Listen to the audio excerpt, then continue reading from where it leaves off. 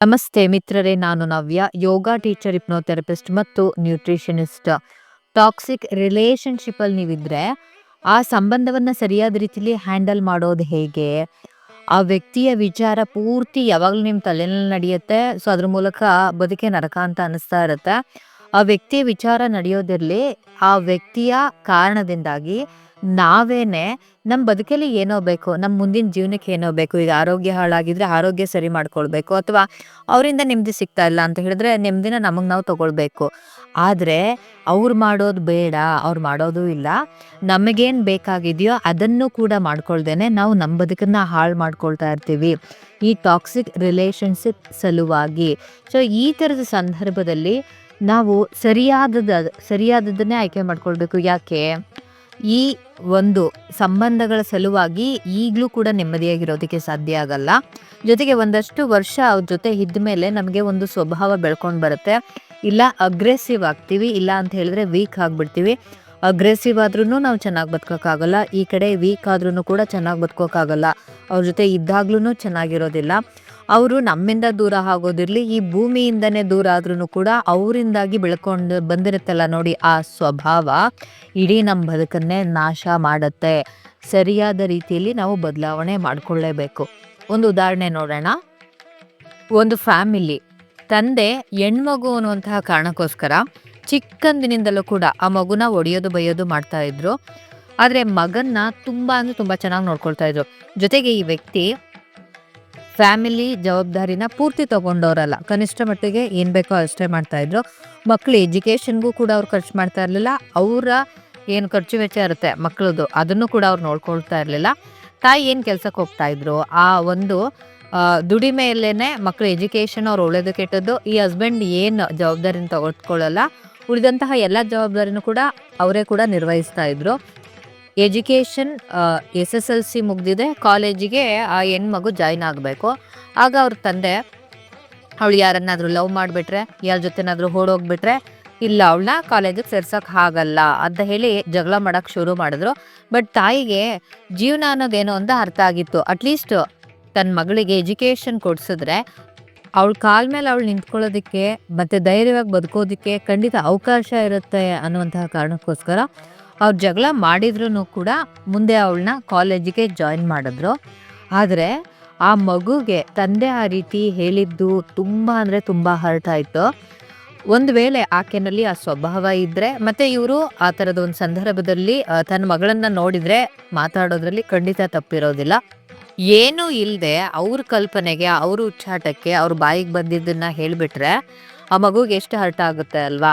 ಹೊರಗಡೆಯವ್ರು ಯಾರಾದರೂ ಹೇಳಿದ್ರೆ ಖಂಡಿತ ಸಹಿಸ್ಕೊಳ್ಬಹುದೇನೋ. ಆದರೆ ತಂದೆನೇ ಸಾಮಾನ್ಯವಾಗಿ ಒಂದು ಹಂತಕ್ಕೆ ಸ್ವಲ್ಪ ಬೆಳೆದು ದೊಡ್ಡವರಾದಾಗ ನೆಗ್ಲೆಕ್ಟ್ ಮಾಡಿ ಬದುಕಬಹುದು. ಅದು ಚಿಕ್ಕ ಮಕ್ಳಿಗಂತೂ ಏನಾಗುತ್ತೆ, ತಂದೆ ತಾಯಿನೇ ಪ್ರಪಂಚ ಆಗಿರ್ತಾರೆ. ಅವರು ಪ್ರೀತಿನೂ ತೋರಿಸಿಲ್ಲ, ಕೊನೆಗೆ ಇಷ್ಟು ನೋವಾಗುವಂತಹ ಮಾತಾಡಿದ್ಮೇಲೆ ಅವಳು ತುಂಬ ಚೆನ್ನಾಗಿ ಓದ್ತಾ ಇದ್ಲು. ಈ ಘಟನೆ ನಡೆದ ಮೇಲೆ ಏನು ಎಜುಕೇಷನಲ್ಲಿ ಡಲ್ ಆಗಿಬಿಟ್ಲು ಅವಳು. ಎಜುಕೇಷನಲ್ಲಿ ಡಲ್ ಆದ್ಲು ಅಂದರೆ ಅವಳು ಮಾನಸಿಕವಾಗಿ ಆ ವಿಚಾರನ ಹಚ್ಕೊಂಡು ಮಾನಸಿಕವಾಗಿ ಕೊರಗೋದಕ್ಕೆ ಶುರು ಮಾಡಿದ್ಲು. ಏನು ಉದಾಹರಣೆ ಕೊಟ್ಟೆ, ಆ ಮಗುಗೆ ಈಗ ನಿಮಗೆ ಏನು ಹೇಳ್ತಾ ಇದ್ದೀನಿ ಆ ವಿಚಾರನ ಹೇಳಿ ಅರ್ಥ ಮಾಡಿಸೋದು ಅಷ್ಟು ಸುಲಭ ಅಲ್ಲ. ಜೊತೆಗೆ ಇಲ್ಲಿ ಸಾಕಷ್ಟು ಜನಗಳಿಗೆ ಆ ಹುಡುಗಿಗೆ ಏಜ್ ಚಿಕ್ಕದು ಅರ್ಥ ಆಗಲ್ಲ. ಸೊ ಅದೇ ರೀತಿ ಕಾರಣಗಳು ಬೇರೆ ಇರುತ್ತೆ. ಒಂದು ವಿಚಾರನ ಅರ್ಥ ಮಾಡ್ಕೊಳ್ಳುವಂತಹ ಸಾಮರ್ಥ್ಯ ಇರಲ್ಲ, ಅದಕ್ಕೆ ಅವಕಾಶನೇ ಇಲ್ಲದೆ ಇರುವಂಥ ಸಾಕಷ್ಟು ಜನ ಇಲ್ಲಿದ್ದಾರೆ.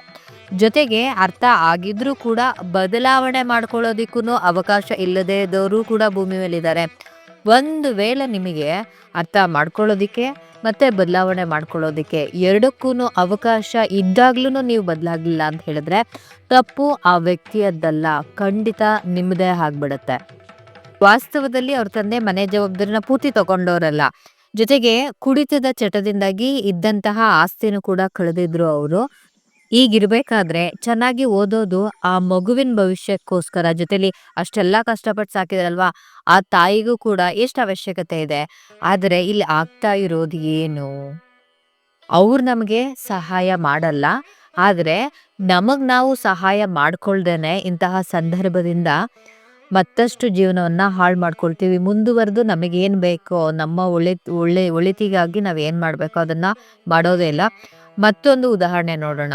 ಈಗ ಸ್ವಲ್ಪ ಚಿಕ್ಕ ವಯಸ್ಸಿನಲ್ಲೇ ಅವರಿಗೆ ಮದುವೆ ಆಗಿದೆ.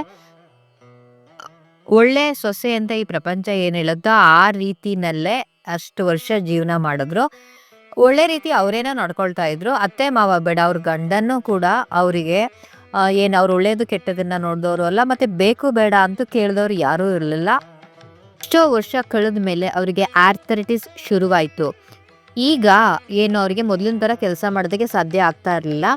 ಈ ಅನಾರೋಗ್ಯ ಬಂದ ಮೇಲೂ ಕೂಡ ಮನೆಯಲ್ಲಿ ಯಾರಿಗೂ ಇವ್ರ ಬಗ್ಗೆ ಯಾವ ರೀತಿಯಿಂದನೂ ಕೇರ್ ಇಲ್ಲದೆ ಹೋದದ್ದು ಅವ್ರಿಗೆ ತುಂಬ ಹರ್ಟ್ ಆಯಿತು. ನೋಡೋ ತನಕ ನೋಡಿದ್ರು. ಅವ್ರಿಗೆ ಆಮೇಲೆ ಏನನ್ನಿಸ್ತು ಏನೋ, ಈ ಇಷ್ಟು ವರ್ಷ ನಾನು ಇದ್ನಲ್ವ, ಆ ರೀತಿ ಇರೋಕ್ಕಾಗಲ್ಲ, ನನಗೆ ಏನಾಗುತ್ತೋ ನಾನು ಅದನ್ನು ಮಾಡ್ತೀನಿ, ನನ್ನ ಕೈಲಿ ಆಗದೆ ಇರೋದಿಲ್ಲ ಅನ್ನೋಂತಹ ಮಟ್ಟಕ್ಕೆ ಅವ್ರು ಬಂದರು.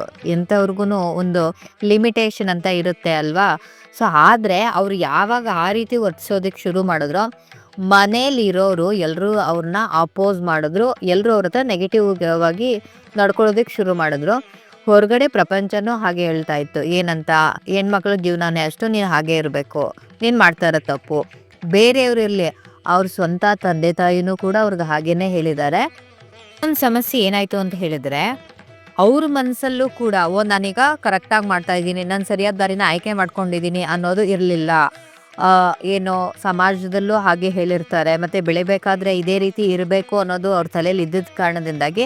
ಬಟ್ ಅವರು ಎಕ್ಸ್ಪೀರಿಯನ್ಸ್ ಮಾಡಿರ್ತಾರೆ, ಸಾಕಪ್ಪ ಅಂತ ಅನಿಸ್ತಾ ಇರುತ್ತೆ. ಆ ಎಕ್ಸ್ಪೀರಿಯನ್ಸ್ ಜ್ಞಾನದಿಂದ ಬದಲಾವಣೆ ಮಾಡ್ಕೋಬೇಕು ಅಂತ ಅಂದ್ಕೊಳ್ತಾ ಇದ್ರು ಕೂಡ. ಆದರೆ ವಾಸ್ತವದಲ್ಲಿ ಇಷ್ಟು ವರ್ಷ ಏನು ಈ ಸಮಾಜದ ಮೂಲಕ ಕಲ್ತಿರುವಂತಹ ವಿಚಾರನ ಬಿಟ್ಟು ಹಾಕೋದಕ್ಕೆ ಅವರಿಂದನೂ ಸಾಧ್ಯ ಆಗ್ತಾ ಇಲ್ಲ. ಹೀಗೆ ನೆಗೆಟಿವ್ ಆಗಿ ಎಲ್ಲರೂ ನಡ್ಕೊಳ್ಳೋದಕ್ಕೆ ಶುರು ಮಾಡಿದ್ಮೇಲೆ ಇವ್ರಿಗೂ ನಾನು ಮಾಡ್ತಾ ಇರೋದು ತಪ್ಪೇನೋ ಅಂತ ಹೇಳಿ ಅನ್ನಿಸ್ತಾ ಇರುತ್ತೆ. ಆದರೆ ಅವರು ಕೆಲವೊಬ್ರು ಹೇಗೆ ಅಂತ ಹೇಳಿದ್ರೆ ಅಷ್ಟು ಸುಲಭವಾಗಿ ಅದನ್ನು ಬಿಟ್ಕೊಡೋದಕ್ಕೆ ರೆಡಿ ಇರಲ್ಲ.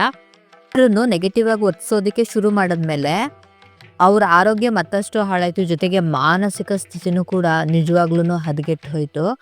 ನನ್ನ ಹತ್ರ ಕ್ಲಾಸಿಗೆ ಬಂದಂತಹ ಸಂದರ್ಭದಲ್ಲಿ ಅವರ ಆರೋಗ್ಯದ ಪರಿಸ್ಥಿತಿ ಜಾಸ್ತಿ ಹದಗೆಟ್ಟಿದ ಕಾರಣದಿಂದಾಗಿ ನಾನು ಉಳಿದದ್ರ ಬಗ್ಗೆ ನಿಮಗೆ ಗಮನ ಬೇಡ, ನಿಮ್ಮ ಆರೋಗ್ಯದ ಕಡೆ ಅಷ್ಟೇ ಗಮನ ಇರಲಿ, ಉಳಿದದ್ದನ್ನೆಲ್ಲ ಆಮೇಲೆ ನೋಡ್ಕೊಳ್ಳೋರಂತೆ ಅಂತ ಹೇಳಿ ಆ ಅಭ್ಯಾಸಗಳಿಗೆ ಅಷ್ಟೇ ಒತ್ತು ಕೊಟ್ಟಿದ್ದು. ಸೊ ಆಮೇಲೆ ಬಟ್ ನಾನು ಬೇರೆಯವ್ರು ನೋಡೋದಕ್ಕಿಂತ ಹೆಚ್ಚಾಗಿ ಇವ್ರು ಸ್ವಲ್ಪ ಕ್ಯೂರ್ ಆಗೋದಕ್ಕೆ ಜಾಸ್ತಿ ಟೈಮ್ ತೊಗೊಂಡ್ರು ಅಂತ ಹೇಳಿದರೆ ಪ್ರಾಪರಾಗಿ ಅಭ್ಯಾಸ ಮಾಡ್ತಾಯಿದ್ರು. ಬಟ್ ಆ ಮಟ್ಟಿಗೆ ಹದಗೆಟ್ಟಿದ್ದ ಕಾರಣದಿಂದಾಗಿ ಸ್ವಲ್ಪ ಜಾಸ್ತಿ ಸಮಯ ಬೇಕಾಯಿತು. ಅವರು ಏನು ಈಗ ಫ್ಯಾಮಿಲಿನೇ ಬಿಟ್ಟು ಅಥವಾ ನಿಮ್ಮ ಬೇಕೇ ಆಗಿಲ್ಲ, ನಾನೇನೋ ಮಾಡಲ್ಲ ಅಂತ ಏನು ಹೇಳಿರಲಿಲ್ಲ. ಈಗ ಬೆಳಿಗ್ಗೆ ಎದ್ದು ವಾಕ್ ಹೋಗ್ತಾರಲ್ವ ಎಲ್ರೂ, ಸೊ ವಾಕಿಗೆ ಹೋದರೆ ಹೆಲ್ತಿಗೆ ಒಳ್ಳೆಯದು ಅಂತ ಹೇಳಿ. ಬಟ್ ಆ ಟೈಮಲ್ಲಿ ಈಗ ಮನೇಲಿ ಯಾರು ಇರ್ತಾರೆ ಅವರು ಆ ಕೆಲಸಗಳನ್ನ ಮಾಡ್ಕೊಂಡಿದ್ರೆ ನಿಭಾಯಿಸಿದ್ರೆ ಆಗ್ತಾ ಇತ್ತು. ಬಟ್ ಹಾಗೆ ಮಾಡೋದು ಬಿಟ್ಟು ಮನುಷ್ಯರಲ್ವೇನ್ರಿ ಅವರು, ಈಗ ಏನು ಇವ್ರು ಯಾರು ಏನೂ ಮಾಡೋದು ಬೇಡ, ಏನೂ ಕೇಳ್ತಾನೋ ಇಲ್ಲ ಅಂದಮೇಲೆ ಈಗ ಅವ್ರಿಗೆ ಏನು ನೆಸೆಸಿಟಿ ಇದೆಯೋ ಆ ಥರದ ವಿಚಾರಗಳನ್ನು ಅವ್ರು ಫಾಲೋ ಮಾಡಬೇಕಲ್ವ. ಅವ್ರೇನು ಹೇಳ್ತಾರೆ, ಮಾತ್ರೆ ತಗೋ, ಅವರೆಲ್ಲ ತಗೋತಾರೆ, ಇವರು ತಗೋಬೇಕು. ಅವ್ರಿಗೆ ವಿವೇಕ ಇರುತ್ತೆ, ಕೆಲವರಿಗೆ ಮಾತ್ರೆನೂ ತಗೊಳ್ಬೇಕು ಬೇಡ ಅಂತಲ್ಲ. ಬಟ್ ಅದ್ರ ಜೊತೆಗೆ ಇರೋ ಕೆಲವು ಒಳ್ಳೆ ವಿಚಾರಗಳನ್ನ ಫಾಲೋ ಮಾಡೋದ್ರಲ್ಲಿ ತಪ್ಪೇನಿತ್ತು. ಅದಕ್ಕೆ ಅವಕಾಶನೇ ಕೊಡದೆ ಹೋದರೆ ಹೇಗೆ? ಹೀಗೆ ಪ್ರತಿಯೊಬ್ಬರ ಜೀವನನೂ ಹೀಗೇನೆ ನಡೀತಾ ಇದೆ. ನಾನು ಫಸ್ಟು ಒಂದು ಉದಾಹರಣೆ ಹೇಳಿದ್ನಲ್ವಾ, ಆ ಉದಾಹರಣೆ ತಗೊಳ್ಳಿ. ಮತ್ತು ಈಗ ಹೇಳ್ತಾ ಇದ್ದೀನಲ್ವಾ, ಯಾರು ಏನೂ ಮಾಡ್ತಾ ಇರಲ್ಲ, ಯಾರು ಏನೋ ನೋಡ್ಕೊಳ್ತಾನೂ ಇರಲ್ಲ. ಆದರೆ ನಮಗೆ ಅವ್ರು ಆಗೋದೂ ಇಲ್ಲ. ನಮಗೇನೋ ಒಂದು ಮಾಡ್ಕೊಳ್ಬೇಕು ಅಂತ ನಾವು ಅಂದ್ಕೊಂಡಾಗ ಜವಾಬ್ದಾರಿ ಪಟ್ಟ ಕಟ್ಬಿಡ್ತಾರೆ. ಆ್ಯಕ್ಚುಲಿ ಏನು ಈಗ ನಾನು ಹೇಳ್ತಾ ಇರುವಂತಹ ವಿಚಾರವನ್ನು ಸಾಧಾರಣ ಮಟ್ಟಕ್ಕೆ ಈ ಭೂಮಿ ಮೇಲೆ ಕೋಟ್ಯಾಂತರ ಜನರು ಅರ್ಥನೇ ಮಾಡ್ಕೊಳಕ್ಕಾಗದೇನೆ ನರಳ್ತಾ ಇದ್ದಾರೆ. ಯಾಕೆ ನರಳ್ತಾ ಇದ್ದಾರೆ ಅಂತ ಹೇಳಿದ್ರೆ, ಬೇರೆಯವ್ರೇನು ಅವ್ರು ನೋಡ್ಕೋಬೇಕಾಗಿಲ್ಲ, ಅವ್ರನ್ನ ಅವ್ರು ನೋಡ್ಕೋತಾರೆ. ಆ ಕೆಪಾಸಿಟಿ ಅವ್ರಿಗಿರುತ್ತೆ. ಮುಂದಿನ ಭವಿಷ್ಯಕ್ಕೆ ಏನೋ ಮಾಡಬೇಕಾಗಿರುತ್ತೆ. ಆರೋಗ್ಯ ಅಂತ ಬಂದಾಗ ಅದರ ಸುಧಾರಣೆಗೆ ಏನೋ ಮಾಡಬೇಕು.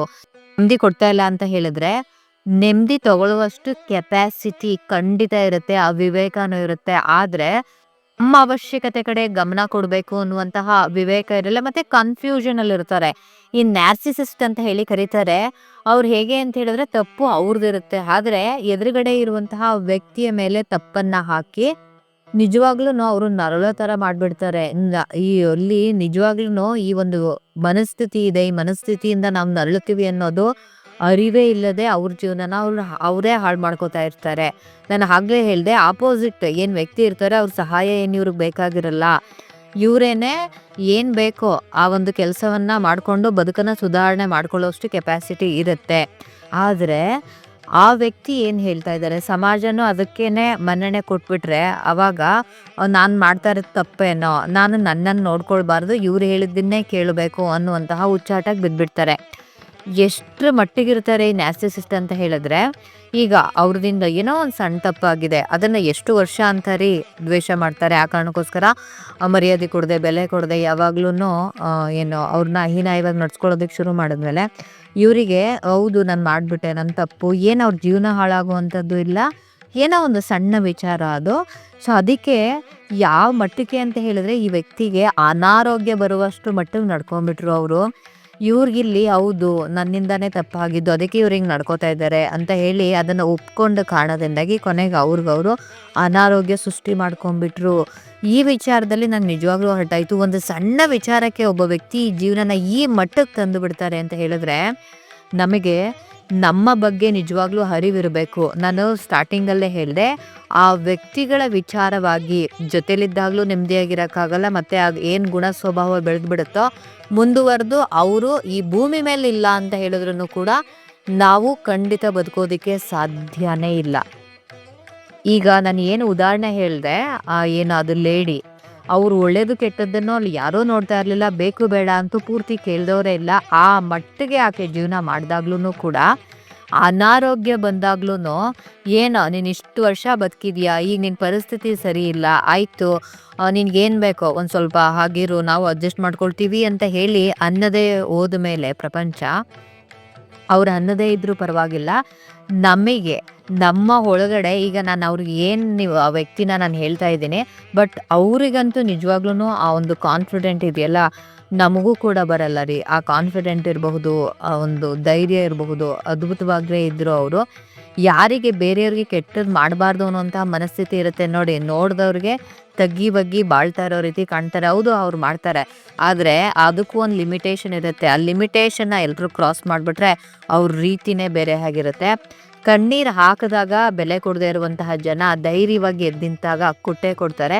ಸೊ ಅವ್ರ ವಿಚಾರದಲ್ಲೂ ಆಗಿದ್ದು ಅದೇನೆ. ಅವ್ರ ತಾಯಿ ಹೇಳ್ತಾ ಇದ್ರಂತೆ, ನಾವೆಲ್ಲ ಹಾಗೆ ಬದುಕಿರೋದು, ಸೊ ನಿನಗೂ ಕೂಡ ನಾನು ಅದನ್ನೇ ಹೇಳ್ತಾ ಇದ್ದೆ ಆ ಕಾರಣದಿಂದಾಗಿ, ಬಟ್ ನೀನು ಸರಿಯಾದ ನಿರ್ಧಾರ ತಗೊಂಡೆ ಅಂತ ಹೇಳ್ಬಿಟ್ಟು ಆಮೇಲೆ ಹೇಳ್ತಾ ಇದ್ರಂತೆ. ಏನು ಉಪಯೋಗ ಅಲ್ವಾ? ಸೊ ಇಂತಹ ಸಂದರ್ಭದಲ್ಲಿ ಈಗ ನೀವೇ ನೋಡಿ, ಅದರಲ್ಲಿ ಅವ್ರದ್ದು ಏನು ತಪ್ಪು? ಮನುಷ್ಯನಾಗಿ ಹುಟ್ಟಿದ ಮೇಲೆ ನಮಗೆ ಆರೋಗ್ಯನೂ ಉಳಿಸ್ಕೊಳ್ದೆ ಇಲ್ಲಿ ಜವಾಬ್ದಾರಿನ ನಿಭಾಯಿಸಬೇಕಾದ ಅಗತ್ಯತೆ ಏನಿದೆ? ಈಗ ಅವ್ರು ಯಾರೂ ನಿನ್ನ ಆರೋಗ್ಯಕ್ಕೋಸ್ಕರ ನಾನು ಏನಾದರೂ ಮಾಡ್ತೀನಿ, ನಿನ್ನ ಆರೋಗ್ಯಕ್ಕೋಸ್ಕರ ಏನೋ ನಿನ್ನ ಜೊತೇಲಿ ನಿಲ್ತೀನಿ ಅಂತ ಹೇಳಿ ಹೇಳ್ತಾನೆ ಇಲ್ಲ. ಅವ್ರಿಗೇನು ಬೇಕೋ ಅದನ್ನು ಮಾಡ್ಕೊಳ್ಳೋದಕ್ಕೆ ಹೋದಾಗ ಈ ಸಂಸಾರದ ಜವಾಬ್ದಾರಿ, ನೀನು ಈ ಜವಾಬ್ದಾರಿ ನಿರ್ವಹಿಸಿಲ್ಲ ಅಂತ ಹೇಳಿದ್ರೆ ನೀನು ಸರಿ ಇಲ್ಲ, ನೀನು ಹಾಗೆ, ನೀನು ಹೀಗೆ, ನೀನು ಜೋರು, ಮತ್ತೊಂದು ಮಗದೊಂದು ಅಂತ ಹೇಳಿ ಪಟ್ಟ ಕಟ್ಟಿ ಇರೋ ಅನಾರೋಗ್ಯ ಸ್ಥಿತಿನ ಇನ್ನಷ್ಟು ಹಾಳು ಮಾಡಿಬಿಡ್ತಾರೆ. ನಾನು ಇದು ಒಂದು ಉದಾಹರಣೆ ಹೇಳ್ತಾ ಇದ್ದೀನಿ. ನಿಮ್ಮ ಸಮಯ ನಿಮ್ಮ ಪರಿಸ್ಥಿತಿ ಹೇಗಿದೆ ಅದು ನಿಮಗೆ ಮಾತ್ರ ಗೊತ್ತು. ನೀವು ಈ ಥರದೊಂದು ಸಿಚುಯೇಷನಿಂದ ಇಂಥ ವ್ಯಕ್ತಿಯಿಂದ ನರಳುತ್ತಾ ಇದ್ದರೆ, ನಾನು ಹೀಗೆ ಹೇಳ್ದೆ ಅಲ್ವಾ, ಧೈರ್ಯ ತಗೊಂಡಿದ್ದಕ್ಕೆ ಎಲ್ಲಾನು ಸುಧಾರಿಸ್ಕೊಂಡ್ರು, ಅದ್ರ ಬದಲಿಗೆ ಎಷ್ಟೇ ಕಣ್ಣೀರು ಹಾಕಿ ಕೇಳಿದ್ರು ಕೂಡ ಎಷ್ಟೋ ಸಮಯದಲ್ಲಿ ಬೆಲೆನೇ ಕೊಡಲ್ಲ.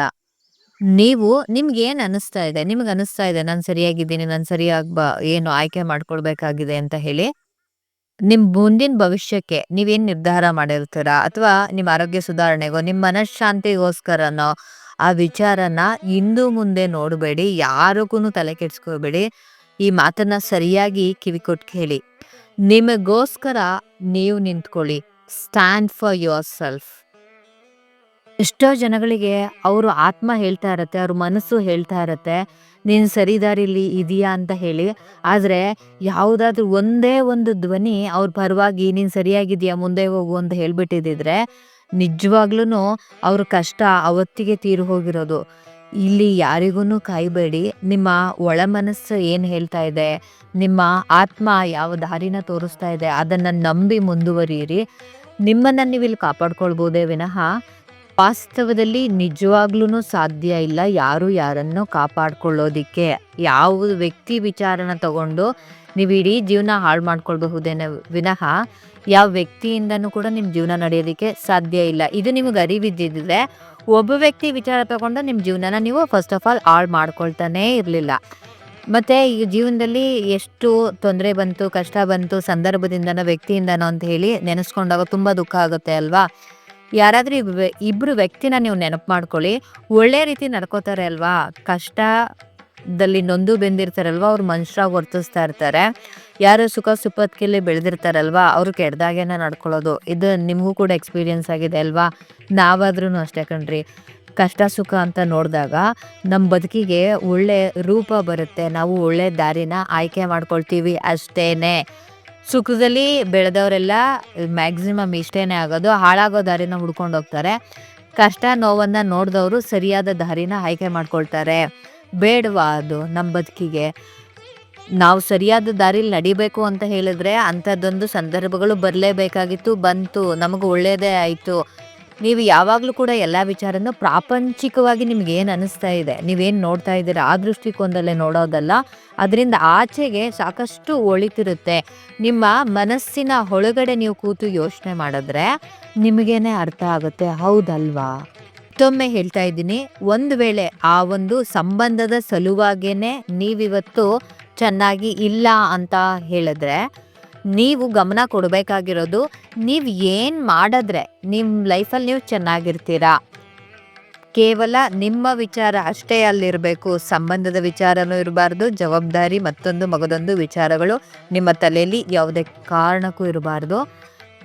ನಿಮ್ಮ ಮುಂದಿನ ಭವಿಷ್ಯಕ್ಕೋಸ್ಕರ, ನಿಮ್ಮ ಜೀವನಕ್ಕೋಸ್ಕರ ನಿಮಗೆ ಏನು ಮಾಡಿದ್ರೆ ಸರಿಯಾಗಿರ್ತೀನಿ ನಾನು ಅಂತ ಹೇಳ್ತಾ ಇದೆ ನೋಡಿ, ಆ ವಿಚಾರನ ಆಯ್ಕೆ ಮಾಡ್ಕೊಂಡು ಮುಂದುವರಿಯಿರಿ. ಎಲ್ಲರಿಗೂ ಕೂಡ ಒಳಿತಾಗಲಿ.